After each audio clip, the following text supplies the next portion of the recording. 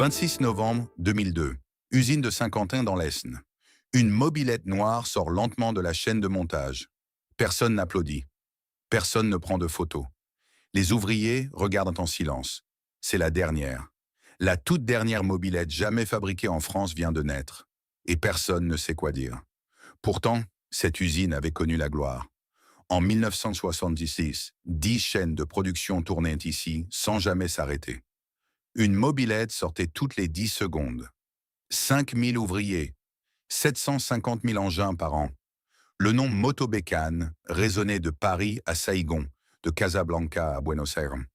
Plus de 14 millions de mobilettes vendues en 30 ans. Une marque qui n'était plus une marque, c'était un mot de la langue française. Puis tout s'est éteint. Comment une entreprise qui vendait 14 millions de véhicules disparaît-elle? Pas à cause d'une guerre, pas à cause d'une crise soudaine, mais à cause d'un ennemi qu'elle avait vu venir et qu'elle avait choisi d'ignorer.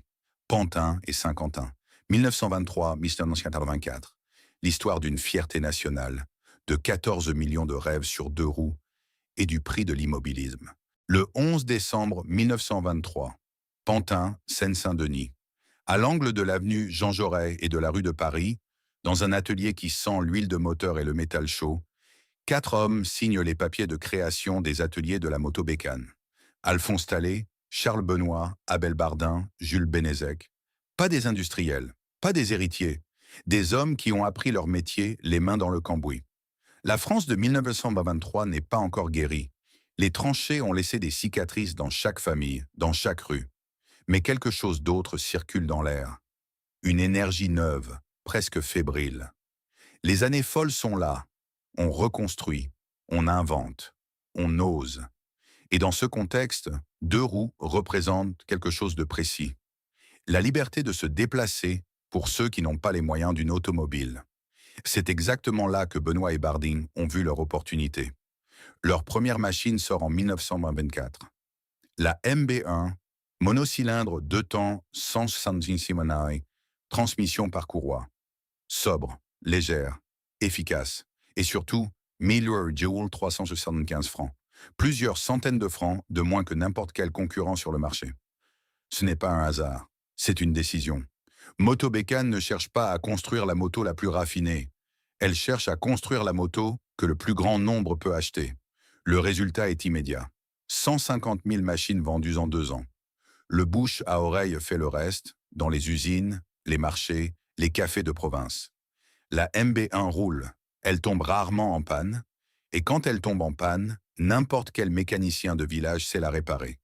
C'est tout ce qu'on demande à une moto en 1924. Mais Motobécane ne s'arrête pas là. En 1926, la marque crée Motoconfort, une seconde enseigne, distincte, destinée à tester de nouveaux modèles, sans risquer le nom principal en cas d'échec commercial. Un calcul d'artisan devenu chef d'entreprise. On ne met pas tous ses œufs dans le même panier. Cette prudence-là, cette capacité à protéger ce qu'on a construit tout en avançant, elle va définir Motobécane pendant ses premières décennies. Dans les années 1930, la gamme s'élargit. Les séries S et R arrivent en 1934.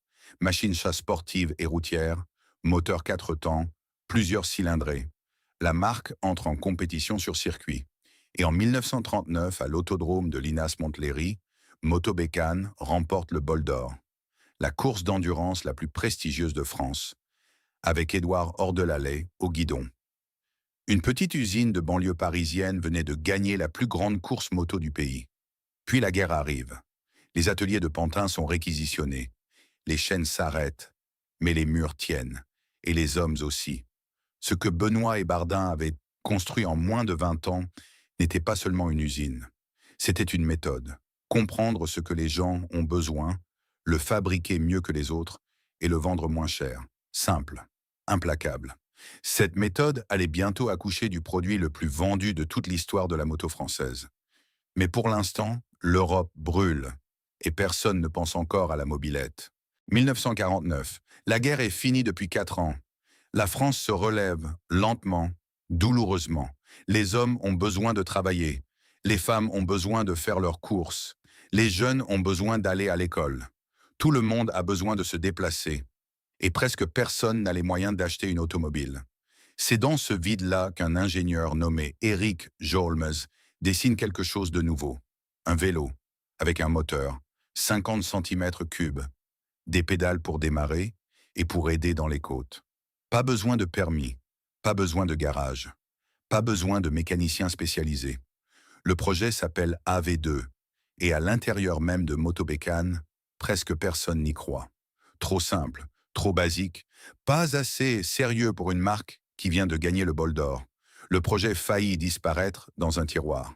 Puis quelqu'un l'emmène au Salon de Paris en octobre 1949. La réaction du public est immédiate. Les gens s'arrêtent, ils touchent le guidon, ils posent des questions. Ils veulent savoir combien ça coûte et quand ça sera disponible. La mobilette venait de naître. Ce qui se passe dans les années suivantes dépasse tout ce que les fondateurs avaient imaginé. La mobilette ne se vend pas comme un véhicule, elle se vend comme une solution. Pour l'ouvrier qui habite à 6 km de son usine, pour la mère de famille qui doit traverser le village 2 fois par jour, pour le lycéen de province dont le car scolaire ne passe qu'une fois le matin. Elle répond à un besoin réel, concret, quotidien, et elle le fait à un prix que tout le monde peut se permettre. En 1951, Motobécane prend une décision structurante. Les ateliers de Pantin ne suffisent plus. La demande explose. L'entreprise transfère l'essentiel de sa production à Saint-Quentin, dans l'Aisne, une ville ouvrière du nord de la France, avec de l'espace, des bras disponibles et des connexions ferroviaires pour l'approvisionnement. Une nouvelle usine, une nouvelle échelle, un nouveau chapitre. Saint-Quentin devient le cœur battant de Motobécane. Et ce cœur bat de plus en plus vite. En 1970, 10 chaînes de production tournent simultanément dans l'usine. Une mobilette sort toutes les 10 secondes. Pas toutes les minutes, toutes les 10 secondes. Les équipes se relaient 24 heures sur 24. Le bruit des machines est constant, sourd, presque rassurant pour ceux qui y travaillent. Parce que ce bruit-là signifie que tout va bien, que les commandes arrivent, que les salaires seront payés. À son apogée, en 1974, l'usine de Saint-Quentin emploie 5 000 ouvriers et produit 750 000 engins par année. Ces chiffres-là, retenez-les. Ils n'apparaîtront qu'une seule fois dans cette histoire, parce qu'après 1974, les chiffres ne feront que descendre. La mobilette, pendant ce temps, a depuis longtemps dépassé les frontières françaises. Elle roule à Casablanca et à Dakar. Elle circule dans les rues de Hanoï et de Saïgon. En Amérique latine, en Afrique du Nord, en Europe du Sud, partout où les gens ont besoin de se déplacer sans se ruiner, la mobilette est là. Au Vietnam, le mot mobilette finit par désigner n'importe quel deux-roues motorisé, une marque qui devient un nom commun. C'est la définition même du succès absolu. Et puis, en juillet 1973, Luis Ocaña franchit en vainqueur la ligne d'arrivée des Champs-Élysées sur un vélo Motobécane. Le Tour de France, la plus grande course cycliste du monde. Le nom s'affiche dans tous les journaux, sur toutes les télévisions. Motobécane n'est plus seulement l'usine de Saint-Quentin, c'est la fierté industrielle de toute une nation. En 30 ans, Motobécane vend plus de 14 millions de mobilettes. 14 millions. Si l'on plaçait bout à bout toutes ces machines, la file s'étirerait de Paris jusqu'à Moscou. Et continuerait encore. C'est le sommet. C'est le moment où tout semble possible, où l'avenir paraît aussi solide que les cadres en acier qui sortent des presses de Saint-Quentin. Mais dans les couloirs de la direction, quelqu'un vient d'apercevoir quelque chose à l'horizon. Des phares. Japonais. Et ils approchent vite. Tout avait commencé tranquillement. Presque imperceptiblement. Dans les années 1960, quelque chose change dans les rues françaises. Pas brutalement, progressivement, comme une marée qui monte sans qu'on la remarque.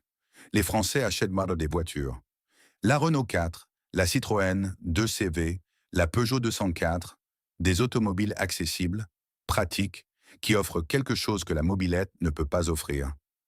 Un toit, de la chaleur en hiver, une portière qu'on ferme quand il pleut. Pourquoi se mouiller sur une mobilette quand on peut rouler au sec dans une voiture? C'est une question simple. Et sa réponse commence à se lire dans les carnets de commandes de Saint-Quentin. Les ventes de motos reculent. Pas encore d'alarme. Les mobilettes compensent, la croissance continue. Mais les ingénieurs les plus attentifs voient ce signal. Le marché des deux roues motorisées en Europe n'est plus en expansion automatique. Il faudra se battre pour chaque client. Et c'est précisément à ce moment-là qu'une deuxième menace apparaît. 1969. Tokyo Motor Show. Honda présente la CB750 Four. 4 cylindres, 67 chevaux, frein à disque, fiabilité japonaise. Et un prix qui défie toute concurrence européenne. Les journalistes moto du monde entier n'en reviennent pas. Les constructeurs européens, Triumph, Norton, BMW, et bien sûr les Français, regardent dans cette machine avec un mélange de fascination et d'inquiétude. Honda ne fait pas que présenter une moto. Honda annonce une nouvelle ère. Derrière Honda, Yamaha. Derrière Yamaha, Suzuki. Derrière Suzuki, Kawasaki. Les 4 grandes marques japonaises débarquent en Europe avec une stratégie rodée. Des machines fiables, modernes, produites en masse dans des usines ultra efficaces, vendues à des prix que les Européens ne peuvent pas égaler. Ils n'improvisent pas. Ils ont passé 10 ans à perfectionner leur processus, à réduire leurs coûts, à comprendre ce que les clients occidentaux veulent vraiment. Ils arrivent préparés. Et ils arrivent pour rester. Face à cette offensive, Motobegan aurait pu choisir plusieurs chemins. S'allier avec un constructeur étranger. Moderniser en profondeur ses lignes de production. Repenser sa gamme pour cibler des segments où les Japonais n'étaient pas encore dominants. Mais voici ce qui rend cette histoire particulièrement douloureuse. Motobekan savait. Ils savaient exactement ce que valait la technologie japonaise, parce qu'ils l'utilisaient eux-mêmes, sur leur vélo. À partir de la fin des années 1970, Motobekan devient le premier constructeur français à équiper ses bicyclettes de dérailleurs et de pédaliers japonais. Des composants Shimano et Suntour, plus performants, plus fiables, moins chers que les équivalents français. Les ingénieurs de Saint-Quentin les ont testés, comparés, montés de leurs propres mains. Ils ont constaté la différence. Ils savaient que le Japon faisait mieux.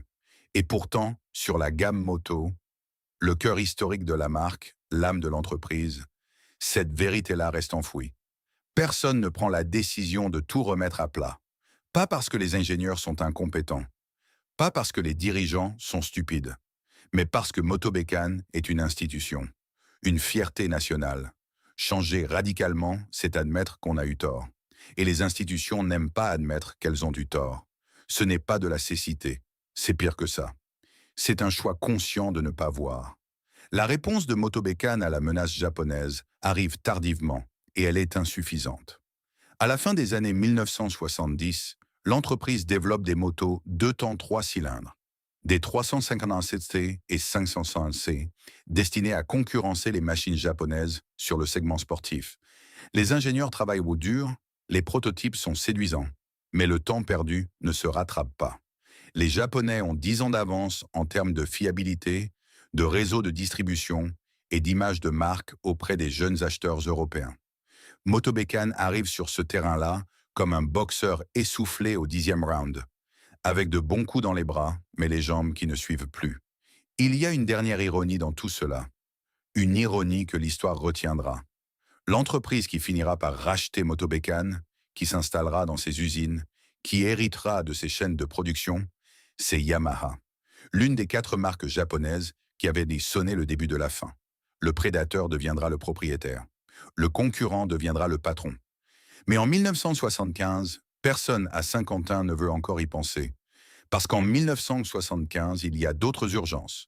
Le prix du pétrole vient de tripler. L'inflation ronge les marges. Et le gouvernement français s'apprête à prendre une décision réglementaire que personne dans l'industrie n'a vu venir. Une décision qui va frapper Motobekan là où ça fait le plus mal.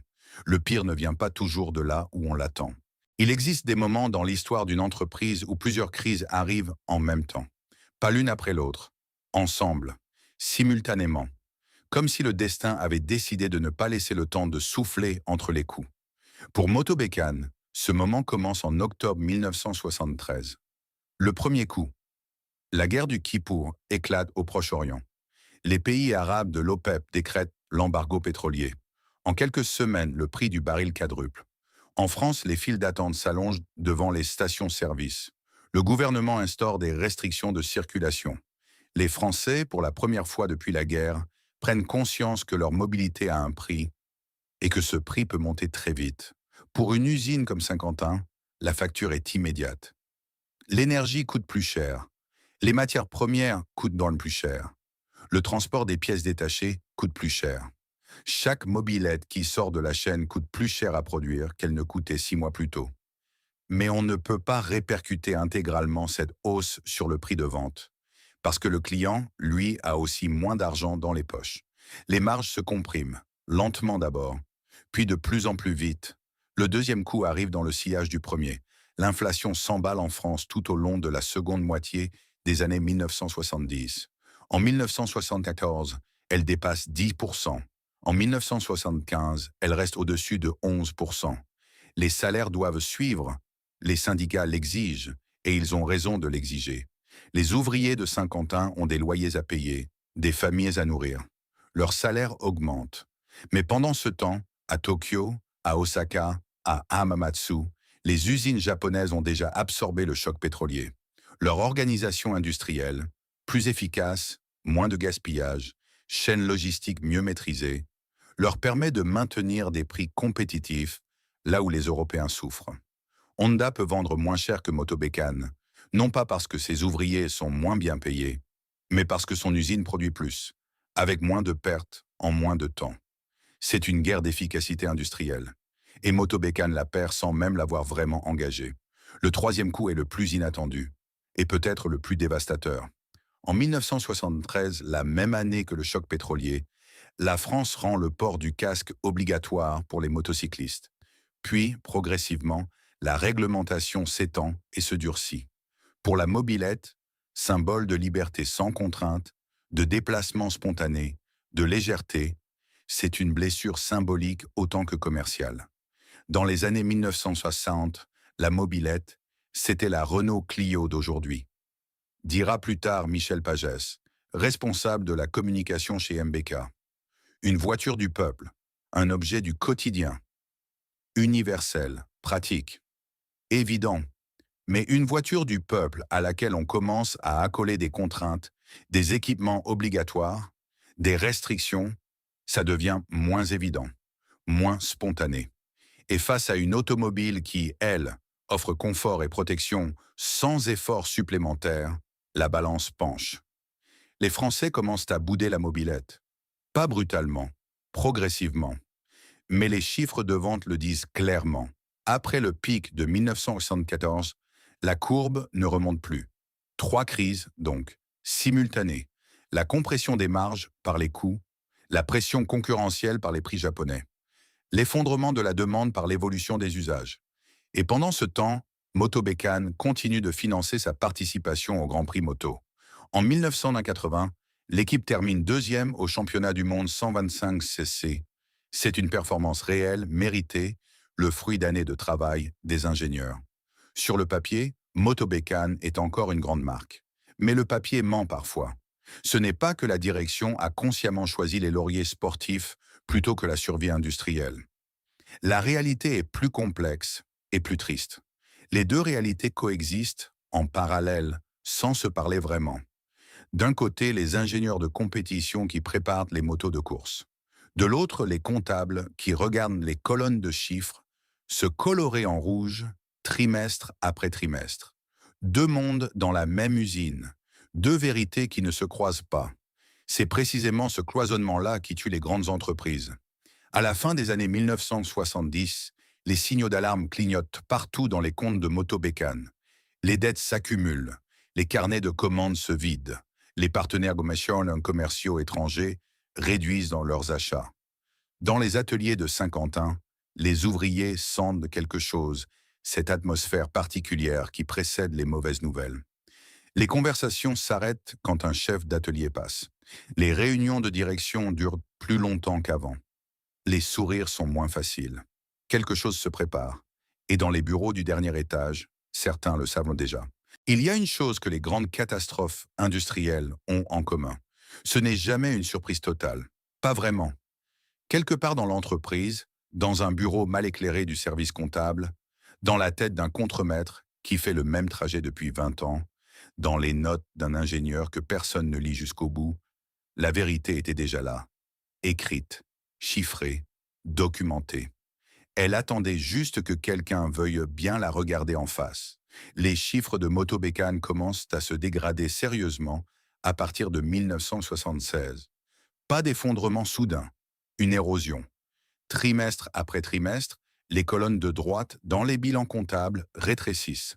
Les stocks s'accumulent dans les entrepôts de Saint-Quentin. Des mobylettes produites, mais pas encore vendues, qui attendent des acheteurs qui tardent à venir. Les commandes à l'export, qui avaient longtemps compensé les faiblesses du marché intérieur, se contractent elles aussi. Dans les services financiers, ceux dont le métier est de lire ces colonnes de chiffres comprennent ce qui se passe.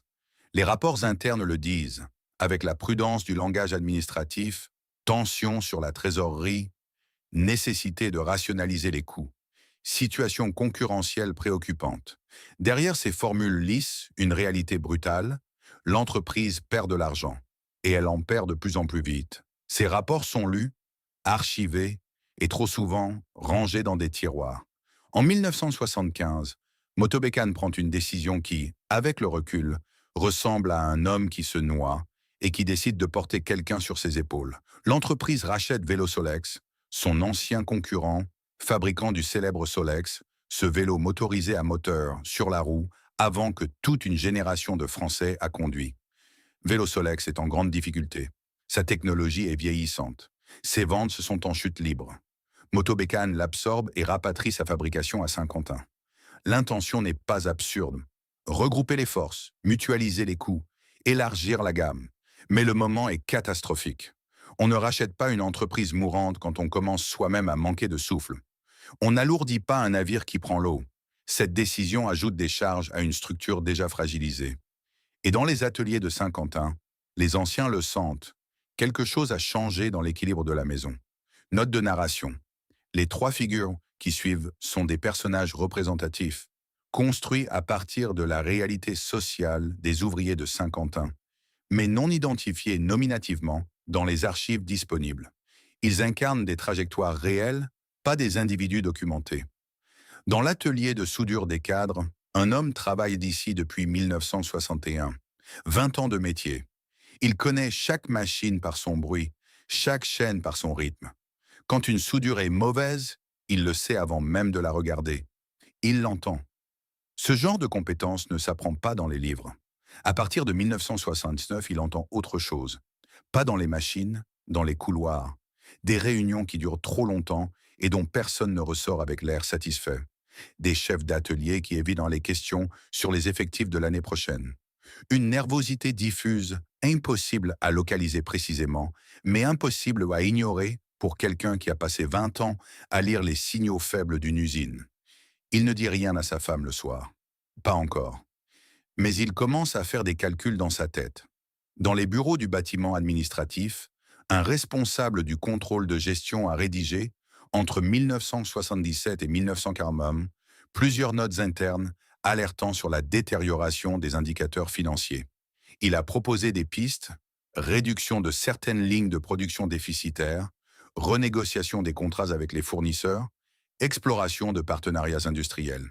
Certaines de ces recommandations ont été partiellement suivies, d'autres sont restées lettres mortes. Pas parce que ses supérieurs étaient incompétents, mais parce que chaque décision structurante impliquait d'admettre publiquement que Moto-Bécane était en difficulté. Et admettre la difficulté, c'est risquer de la précipiter.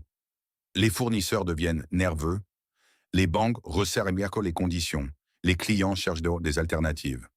Le silence, parfois, ressemble à une stratégie, jusqu'au moment où il ressemble à une erreur fatale. Dans l'atelier d'assemblage final, un jeune homme de 19 ans vient d'être embauché en 1979. Son père a travaillé ici avant lui. Entrer à Moto-Bécane, c'était une forme de continuité naturelle, presque une évidence familiale. Une fierté tranquille. Il apprend vite. Il est appliqué. Il aime le travail bien fait. La satisfaction physique de voir une machine complète sortir de ses mains. Quand ses collègues plus anciens parlent des années 1970 avec nostalgie, il les écoute avec l'attention de quelqu'un qui essaie de comprendre un monde qu'il a manqué de peu. Ce qu'il ne sait pas encore, c'est qu'il est arrivé trop tard pour connaître le sommet, et juste à temps pour assister à la chute. Pendant ce temps, dans les sous-sols comptables de l'entreprise, les chiffres continuent leur descente silencieuse. La dette s'alourdit. Les lignes de crédit bancaire se tendent. Les fournisseurs commencent à exiger des paiements plus rapides. Les signaux que les spécialistes listent dans les bilans sont ceux d'une entreprise qui approche du point de non-retour. Ce moment précis où les problèmes ne peuvent plus être résolus de l'intérieur, où il faut soit une intervention extérieure massive, soit accepter l'inévitable. Motobécane n'a plus beaucoup de temps. Et dans les ateliers de Saint-Quentin, le bruit des machines, ce bruit constant, rassurant, qui avait rythmé la vie de milliers de familles pendant 30 ans, commence imperceptiblement à changer de tonalité, comme si l'usine elle-même sentait ce qui s'approchait. Le dépôt de bilan est prononcé en 1981. Pas d'explosion, pas de drame soudain visible de l'extérieur. Un document juridique déposé au tribunal de commerce, des lignes sur du papier officiel. Et pourtant, ces lignes-là changent tout. Pour l'entreprise, pour les 5000 familles dont le quotidien dépend de ce qui se décide dans les bureaux de Saint-Quentin, pour une ville entière dont l'identité industrielle est liée depuis 30 ans au nom Motobécane. La dette dépasse 24 millions de francs pour la seule année 1981. Les banques ne suivent plus. Les fournisseurs réclament, les lignes de crédit sont épuisées. L'entreprise n'a plus les moyens d'honorer ses engagements courants. C'est la définition comptable de l'insolvabilité. C'est la fin d'un monde. Ce matin-là, à Saint-Quentin, le sirène de l'usine sonne à l'heure habituelle. Les ouvriers arrivent comme tous les matins, à vélo pour certains, à pied pour les plus proches, en voiture pour ceux qui habitent les villages alentours. Ils badgent. Ils enfilent leur bleu de travail. Ils prennent en leur poste. Les machines démarrent. Les chaînes se mettent en mouvement. Mais quelque chose ne va pas. Les chefs d'atelier évitent le regard des ouvriers. Les réunions du matin sont plus courtes que d'habitude, ou annulées sans explication. Dans les vestiaires, les conversations s'arrêtent plus vite. Il y a dans l'air cette tension particulière que connaissent à Arnès tous ceux qui ont vécu une mauvaise nouvelle annoncée trop tard. Cette sensation que tout le monde sait déjà et que personne ne dit encore. La nouvelle circule à mi-voix, d'abord dans les bureaux administratifs, puis dans les ateliers, puis dans les vestiaires. Pas par voix officielle, pas par haut-parleur. Elle passe de bouche à oreille, comme les mauvaises nouvelles ont toujours passé dans les usines, avec cette cruauté douce du murmure qui vous laisse le temps de comprendre avant qu'on vous le confirme. Motobécane est en faillite. Sur les chaînes de montage, les gestes continuent mécaniquement pendant quelques heures encore. Les mains font ce qu'elles savent faire. Assembler, serrer, vérifier, passer au suivant. Mais les têtes sont ailleurs. Dans les entrepôts, des cadres à moitié assemblés restent suspendus au crochet des convoyeurs aériens. Personne n'a donné l'ordre d'arrêter la production. Et personne n'a donné l'ordre de continuer. L'usine tourne sur son inertie, comme une toupie qui n'a pas encore réalisé qu'on ne la fait plus tourner. L'homme de l'atelier de soudure, celui qui lie les machines à leur bruit depuis 20 ans, pose ses outils sur l'établi. Il les regarde un moment. La clé à molette qu'il utilise depuis 1965. Le masque de soudure qu'il a réparé lui-même 3 fois plutôt que d'en demander un nouveau. Ces objets-là lui appartiennent-ils? Appartiennent-ils à l'usine? Il n'est pas sûr. Alors il les laisse là. Juste pour l'instant, le jeune homme de l'atelier d'assemblage, celui qui avait été embauché 2 ans plus tôt, avec la fierté tranquille d'entrer là où son père avait travaillé, il appelle chez lui pendant la pause. Sa mère décroche. Il ne sait pas quoi dire. Alors il dit juste « Ça ne va pas bien ici ». Sa mère fait silence un moment, puis elle demande « Ton père est au courant ?» Il ne répond pas. À l'extérieur des grilles, la ville sent que quelque chose se passe. Saint-Quentin a construit une partie de son identité autour de l'usine Motobécane depuis 1951. Les commerces du quartier industriel vivent en partie des salaires de ses ouvriers. Les écoles ont les enfants de ses employés. Le tissu social de toute une zone géographique est irrigué par les flux économiques que génère une grande usine en bonne santé. Quand cette usine vacille, c'est toute la ville qui sent le sol bouger sous ses pieds. Les mois qui suivent sont une longue agonie administrative. En 1983, une lueur d'espoir apparaît. Xavier Mogendre, ancien responsable de l'importation Kawasaki en France, ancien président de la Chambre syndicale des importateurs de motos, se porte repreneur. Il crée une société anonyme au capital de 250 000 francs et lui donne un nom provisoire qui deviendra définitif. MBK Industries. Le sigle MBK les trois lettres que les télégrammes et les téléx utilisaient depuis des années pour désigner Motobécane dans les communications commerciales. Trois lettres qui sonnent moins français. Trois lettres qui sonnent déjà différemment. Les capitaux sont réunis en urgence, 60% français, dont 20% provenant des instances régionales de Picardie qui refusent de laisser mourir le premier employeur industriel du département. Les 40% restants viennent de l'extérieur. De Sonauto, l'importateur de Yamaha en France, d'Ieteren en Belgique et de Yamaha Motor directement, à hauteur d'une participation minoritaire initiale. Yamaha entre dans les murs de Saint-Quentin. 10 ans après avoir contribué à tuer Motobécane, Yamaha vient lui sauver la vie. Ou plutôt, vient récupérer ce qui reste à récupérer. En 1984, les ateliers de la Motobécane ferment officiellement leurs portes. Ce n'est pas une cérémonie, ce n'est pas un événement médiatique. C'est une date dans un registre légal.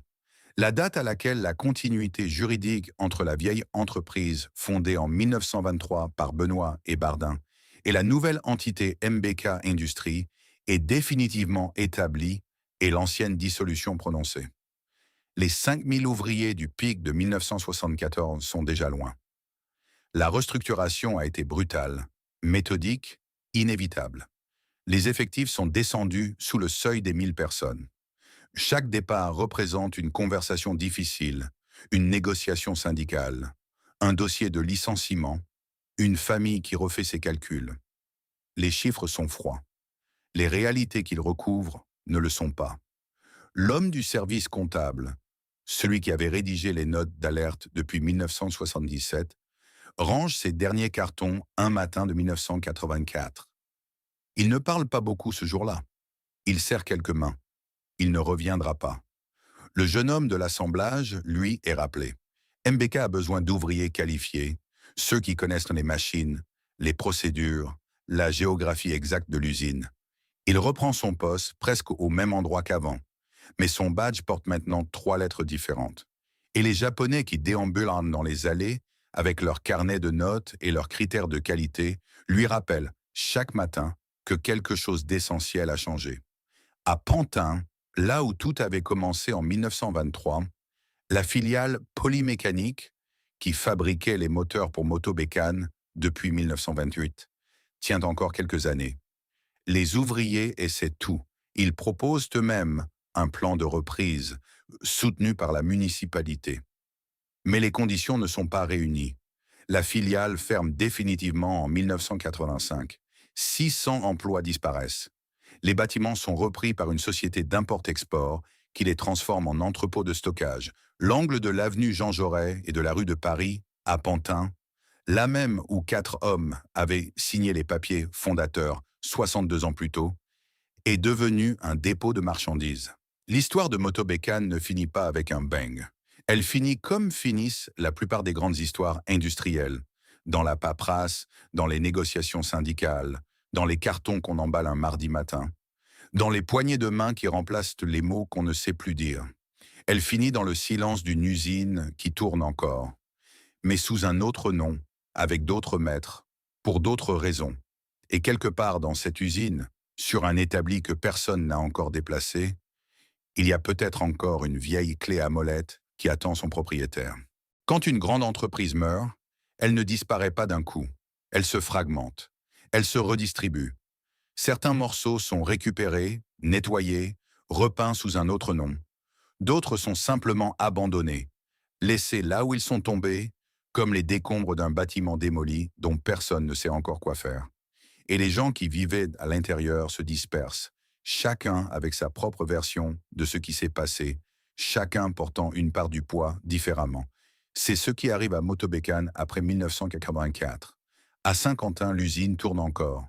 MBK Industries a pris le relais, avec Yamaha, qui augmente progressivement sa participation jusqu'à devenir actionnaire majoritaire en 1986.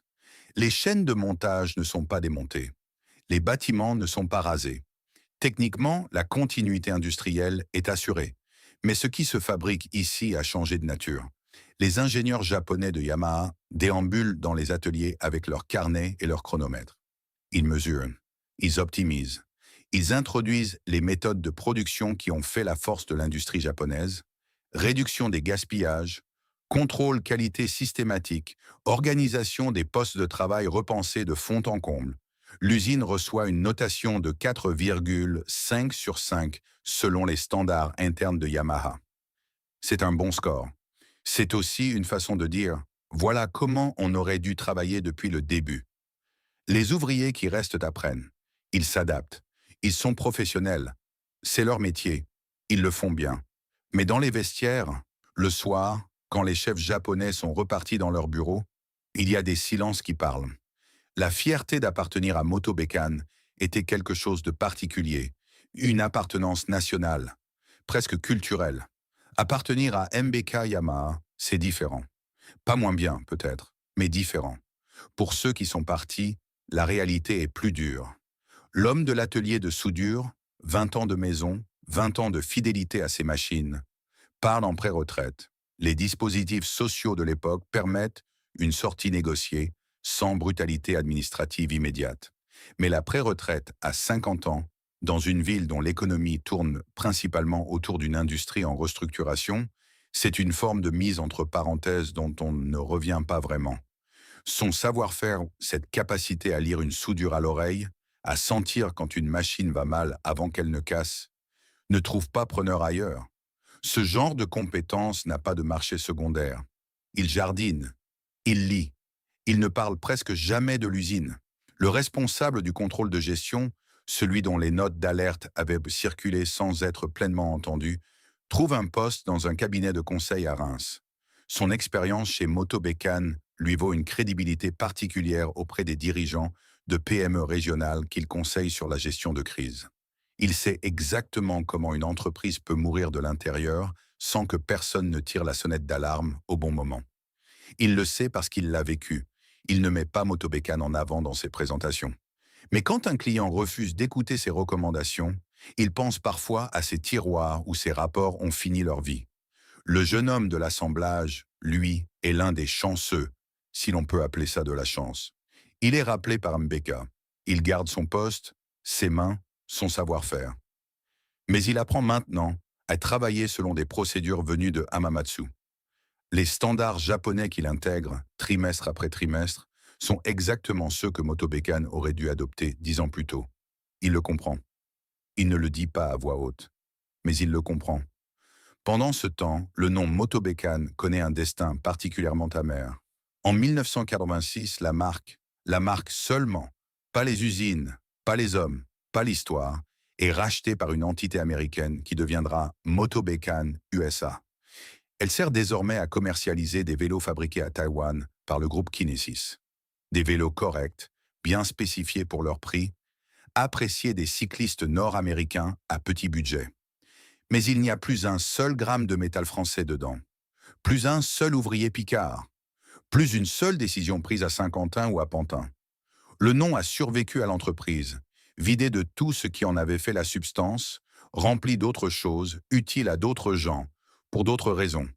C'est peut-être la forme de mort la plus étrange qui soit, survivre en nom seulement, comme une photographie de quelqu'un qui n'existe plus. À Pantin, les bâtiments de la polymécanique sont devenus des entrepôts. Les quais de chargement qui accueillaient autrefois les livraisons de matières premières pour les moteurs. Motobekan servent de maintenant au stockage de marchandises importées d'Asie. L'ironie géographique est totale. Là où l'on fabriquait des moteurs français pour résister à la concurrence asiatique, on stocke maintenant des produits venus d'Asie. L'histoire a un sens de l'humour qui ne fait pas toujours rire. En 1990, Yamaha lance depuis Saint-Quentin le Booster, un scooter urbain qui va devenir une icône de la jeunesse française des années 1990 et 2000. Nouveaux produits, nouvelle génération, nouveau succès commercial. L'usine est sauvée, elle produit, elle emploie. Mais les anciens de Motobekan qui regardent la publicité du Booster à la télévision, le soir, dans leur salon, ils voient là le logo MBK, ils reconnaissent les bâtiments aperçus en arrière-plan du reportage et ils ressentent quelque chose de difficile à nommer. Pas de la jalousie, pas vraiment de la colère non plus. Plutôt ce sentiment particulier d'avoir construit quelque chose, de l'avoir vu s'effondrer et de regarder quelqu'un d'autre habiter les murs que vous avez élevés. Le 26 novembre 2002, Saint-Quentin, une mobilette noire sort lentement de la chaîne de montage. Un MBK 51, modèle hard rock, couleur noire. Les ouvriers présents ce jour-là la regardent partir. Certains sont là depuis l'époque Motobécane. Ils savent ce que représente ce moment, la fin d'une fabrication qui avait commencé en 1949, dans un autre monde, avec un ingénieur nommé Jolm, qui dessinait un vélo avec un petit moteur et que personne ne croyait. 53 ans de production, des dizaines de millions de machines. Et puis, silence. Personne ne fait de discours. Il n'y a pas de cérémonie officielle. La chaîne s'arrête et les ouvriers passent à autre chose. C'est ainsi que finissent les légendes industrielles. Non pas dans l'éclat d'un feu d'artifice, mais dans la continuité froide d'une journée de travail ordinaire. Aujourd'hui, l'usine de Saint-Quentin existe encore. Elle s'appelle YMME, Yamaha Motor Manufacturing Europe. 637 employés, environ 85 000 véhicules produits chaque année, un chiffre d'affaires de 334 millions d'euros. En mars 2024, une nouvelle ligne d'assemblage pour des unités d'entraînement électrique a été inaugurée. Des moteurs pour vélos électriques destinés aux constructeurs européens. L'usine tourne, elle innove, elle exporte. Ce sont les mêmes murs, le même sol, les mêmes quais de chargement. Mais si vous cherchez Motobécane dans ces murs-là, vous ne trouverez qu'un musée, le musée Motobécane, ouvert à Saint-Quentin, où des bénévoles passionnés entretiennent la mémoire de ce qui fut. Des mobylettes alignées sous des éclairages doux, des photographies d'usines en noir et blanc, des uniformes d'époque accrochés derrière des vitres, le passé soigneusement conservé, le présent résolument japonais. Le nom Motobécane, lui, a voyagé loin. En Amérique du Nord, Motobécane USA vend des vélos assemblés à Taïwan, des machines bien conçues, honnêtes dans leur rapport qualité-prix, appréciées des cyclistes urbains. Le nom est là, imprimé sur les cadres, reconnaissable pour ceux qui ont de la mémoire ou de la curiosité. Mais il n'y a rien de français dedans. Pas une vis, pas une soudure, pas une décision. Au Danemark, une entreprise nommée HF Christiansen a relancé la marque Motobécane sur un registre complètement différent. Des vélos haut de gamme, fabriqués à la main à Randers, qui revendiquent l'héritage français tout en incarnant le savoir-faire nordique. C'est un beau projet, un projet sincère probablement. Mais c'est une autre histoire, construite sur le souvenir d'une histoire qui n'est plus là pour se défendre. Un nom peut survivre à une entreprise. Il ne peut pas survivre à son âme. Alors que retenir de tout cela? Motobécane n'est pas morte parce qu'elle manquait de talent. Ses ingénieurs étaient compétents, les performances en Grand Prix le prouvaient. Ses ouvriers étaient qualifiés. La qualité des cadres de vélo, reconnus dans le monde entier, en témoignait. Ces produits répondaient à de vrais besoins. 14 millions de mobylettes ne mentent pas. Motobécane est morte parce qu'elle savait et qu'elle a choisi de ne pas agir. Elle savait que la technologie japonaise était supérieure. Elle l'utilisait elle-même sur ses vélos. Elle savait que ses coûts de production n'étaient pas compétitifs. Ses propres comptables le documentaient trimestre après trimestre. Elle savait que le marché changeait, que les habitudes évoluaient, que la fidélité des consommateurs n'est jamais acquise définitivement. Elle savait tout cela, et elle a continué comme avant. Parce que continuer comme avant était plus confortable qu'admettre qu'il fallait tout changer. Parce que le succès passé crée une illusion de sécurité future. Parce que les institutions grandes et fières ont du mal à se regarder dans le miroir sans voir ce qu'elles étaient, plutôt que ce qu'elles sont en train de devenir. Ce n'est pas une leçon propre à Motobécane, c'est la leçon de Kodak, de Blockbuster, de Nokia, de toutes les entreprises qui ont dominé leur époque et disparu non pas vaincues par plus fort qu'elles, mais paralysées par leur propre histoire. La grandeur passée peut être une boussole. Elle peut aussi être une prison. Il reste une dernière chose à dire. Quelque part en France, dans un garage de province, dans la remise d'un pavillon de banlieue, dans le hangar d'un collectionneur passionné, une vieille mobilette attend. Cadre rouillé, peinture écaillée, pneus à plat depuis des années. Mais le moteur, si on lui redonnait un peu d'essence et quelques coups de pédale, repartirait peut-être. Ces machines-là ont été construites pour durer, construites par des gens qui en étaient fiers. Dans une usine qui, pendant 30 ans, avait battu au rythme d'une mobilette toutes les 10 secondes. Plus aucune mobilette ne naît en France. Mais dans les rues de Hanoï, de Dakar, de Casablanca, sur les chemins de campagne du Portugal et les boulevards d'Amérique du Sud, elles roulent encore, silencieuses, têtues, indifférentes à l'histoire des hommes qui les ont créées. 14 millions de témoins sur deux roues, et personne pour les entendre.